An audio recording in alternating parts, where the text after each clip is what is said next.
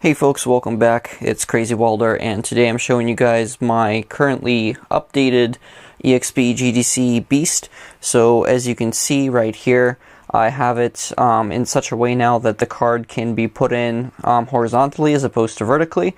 It took an extremely long time for me to build it out this way. As you can see, I've also put the power supply section a little bit outwards so that I can mount it inside of my laptop, as I'm hoping that I'm going to be putting this thing inside of my laptop case at some point once I take delivery of the thinner GTX 1050 than the one that I currently have. As the 1050 Ti I have right now from Zotac, the mini version, it actually ended up being far too thick to mount inside the DVD drive bay. So I'm going to be getting a thinner card so that I can have a little bit more space.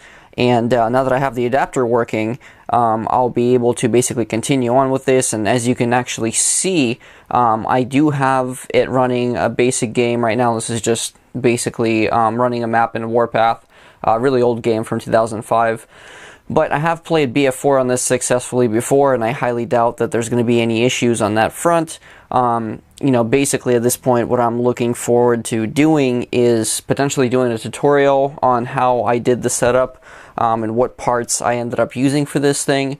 And ultimately, once I do get my new GPU, I'll do a walkthrough of how I connected it to my laptop, where I put everything, and how I set it up. Now, to get this sort of setup going, it actually requires a whole bunch of tools.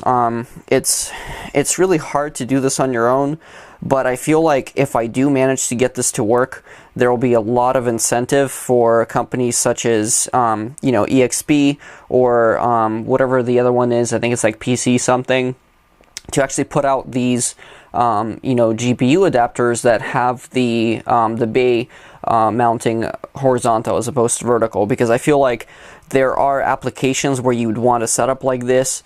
You know, you can make a very tiny eGPU enclosure using this sort of setup, because you won't have to use like a 90-degree adapter, which, you know, puts additional strain on the PCIe port. It also means that the enclosure has to be bigger. With this, the actual PCIe receptacle is only 5.8 millimeters tall, so that's tiny. You know, it's basically negligible, and it means that the whole enclosure can be very, very small. At some point, I'm probably going to get an external enclosure so I can actually show you guys, you know, exactly how this would work. You know, I'll put it inside there, and I'll make sure that everything's tidied up and working. But until that time, you know, this is the video proving that you can indeed run the EXP GDC Beast in, you know, horizontal mode if you get the right PCIe port and solder it onto the board. It's a lot of work, definitely not something I'd recommend for the average user to do. It's a very frustrating process.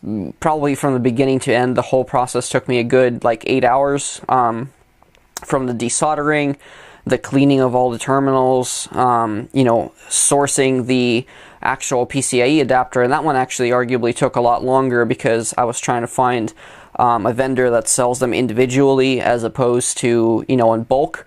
I didn't want to pay $200 for an adapter port that I potentially would ruin and then never be able to use again. I ended up finding this one on Mouser, so I'll give you guys a link to that in the description below for those of you that want to attempt the same thing. And eventually, like I said, I'll do a tutorial video on how all of this is set up. But until that time, you know, go ahead and like and subscribe if you like the video, and keep, you know, looking out for more videos on the eGPU adapters. So I'll see you guys soon.